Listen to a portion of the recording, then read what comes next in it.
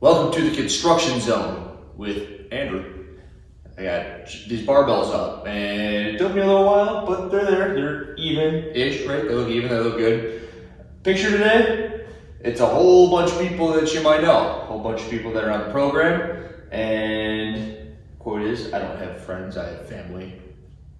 Picture, friends, it's cool, right? And the movie is right there. I think I've used it before actually, but I wanted to use it again on the picture that I threw up. Kind of scrolled through my phone and I found it and was like, hey, I'll need this time. Good time. Warm up. 3 to 5 minutes on an upper body machine. A lot of upper body stuff today. You don't do the accessory work, it's all upper body stuff today. So if you're thinking of ski, or you're thinking of assault bike, or you're thinking of a rower, something where you're pumping blood in the upper body, spend 3 to 5 minutes doing it. Then press right, press left, windmill right, windmill left, RDL right, RDL left. So I got my dumbbell. I'm going to press right for 8, press left for 8. The windmill, something a little bit maybe new for some of us, is I have the object overhead. I'm gonna reach down the leg, and then I'm gonna come up. That was 1. Goal, keep that elbow locked out, and then watch and try to stack your shoulders, and then come on up. So 8 on one side, 8 on the other side. RDL, cross body, so object in right arm, left leg in contact with the floor, dip that knee a little bit, and you're trying to load the opposite hamstring. Counterbalances the weight. I'm demoing with a 5-pound dumbbell. And it's one of those things where if you do 2 to 3 rounds, round 1 you go light, round 2 you go a little heavier. If you do round 3, which is always good, maybe go heaviest, maybe you repeat round 2. Up to you. Go through until you're ready to go. We're getting into the handstand push-ups, and the pull-ups are very similar, exactly the same in schematic. We're going to do a max set, and then you're going to do an EMOM at a percentage. So, how many can you do? Strict handstand push-ups. Knock them out. Talk about the handstand push-ups first. So you do the handstand push-ups, so you get 10. Get 10 strict handstand push-ups, that's all you got. You do that at 0. Then at 3, you got 8 consecutive rounds on the minute. At 3, 4, 5, 6, 7, 8, 9, 10, 11, you're doing 3 or 4 strict handstand push-ups. Try to do 4. 35 to 40% is what I put. 40% of 10 is 4, so I'm doing 4 every minute. And I should be able to do that. And if I got 5, I'll do 2. If you can do 1, and that's your max, just do an 8-minute EMOM of 1. Expose yourself to the strict handstand push-up, or you'll never get any better at it. So exposure, good. If you got 0 strict handstand push-ups in you, don't elevate your head. I would consider kipping them. If you can't kip them, you do the negative. The way the negative, oh no! All right, can't use this wall anymore at all. It's got stuff on it. So, remember the negative is you kick up into the handstand. I would be facing the camera up against the wall, and you'll lower yourself down. We'll be doing the same thing on, as soon as your head touches, after a couple of seconds of easily lowering yourself to your head, kick back up, and you do another negative handstand push-up. It's the lowering portion, you bring yourself to your head, now under the assumption that you cannot press yourself out from the bottom of the floor. So you do 2 to 3 of those per minute for 8 minutes.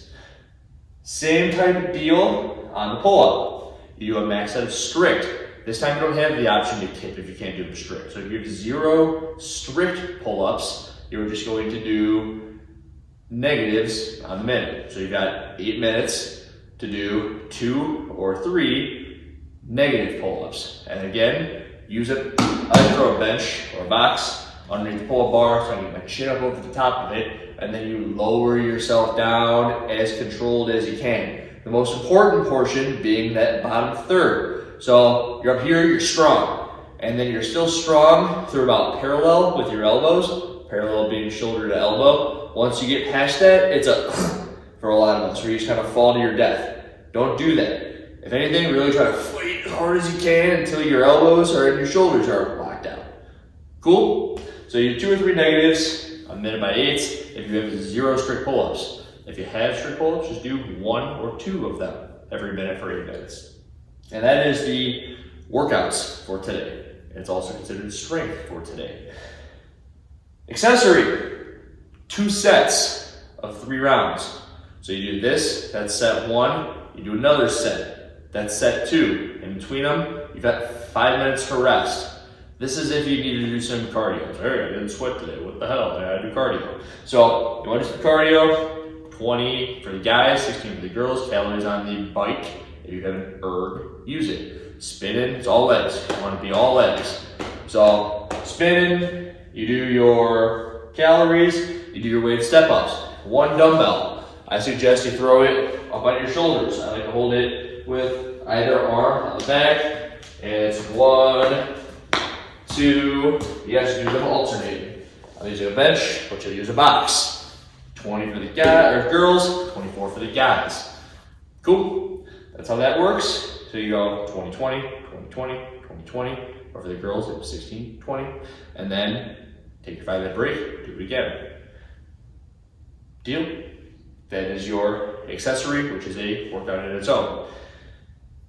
At home, I put it into a different section today. I've been making some phone calls, and a couple of them said that was a little bit confusing. How it's like, where's the at-home stuff? And I go, well, it's at the bottom. And they go, well, how do I differentiate it?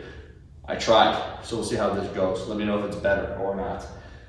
The strength, you have options. 2 options here, 2 options here. If you've gone this far and you're an at-homer, might look familiar, or you're at gym-er, it might look familiar, it might give you an option as to something that you want to be doing. So, your options are you do 2 wall walks every minute for 8 minutes. Wall walk, remember, you start at your chest on the floor, you walk your feet up the wall, you're in a wall-facing handstand, and then you walk your way down. If 2's too much, do 1 every minute for 8 minutes. Getting upside down, working your shoulders. The new option, the pike push-up, said do it in a down dog type position. So here's my push-up position, here's my down dog type position.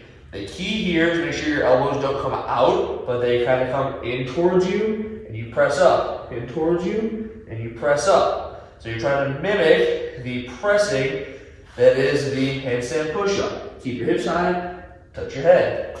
Deal? So 5 to 8 of those. They might not be the most challenging in the world for some of us, but my favorite tool to use is the phone. Record yourself, do a couple. So you want to make sure that your elbows are out in front and not way out to the side when you're doing your pike up push-ups. Number 2, either you're doing weighted pullovers or you're doing single arm rows. We did single arm rows earlier in the week. Single arm row, remember, was I'm on my right side, I'm pulling, I'm on my left side, and I'm pulling. Same leg goes back as the arm that is working. If you want today, you won't want to do those, pull over. I'm going to demo on a bench. So if I demo these on a bench, it increases my range of motion. I like to go knees over the hips, knees line up the heels. Here we are, slight bend of the elbow. I'm lowering the object over my head. If I'm on the floor, there's parallel. I can't go any lower. Now that I'm elevated, I can go a little bit further, a little bit more of a stretch, and I come on up. In real time, it'll look something like this.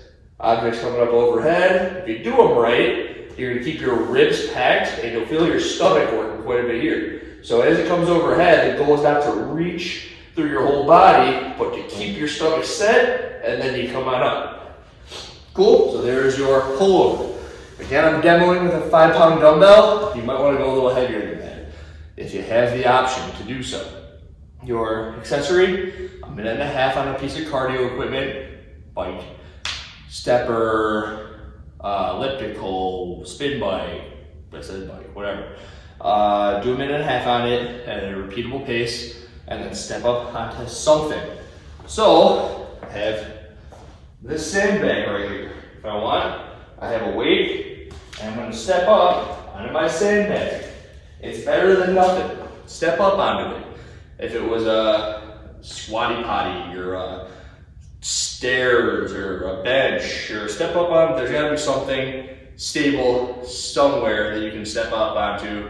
And if you have weight, even better, use your weight. You don't have to hold it in your hands. You can hold it on a shoulder if you'd like, whatever. And there's your, if I want to sweat, do that piece down there. That's everything for the 13th, which is a Wednesday. Andrew Hiller out.